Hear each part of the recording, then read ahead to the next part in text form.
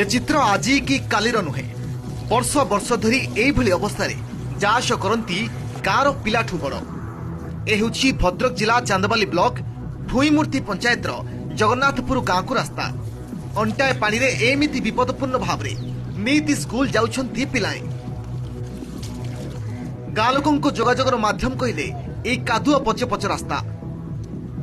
गाँ को रास्ता खंडिए पाई गाँ लोके बहुबार प्रशासन को गुहारी करिसेंती, हेले फल सुन सेपटे एने स्थानीय वीडियो कहते विभागीय अधिकारी को अवगत कराई खूब शीघ्र रास्ता निर्माण कराजिबो।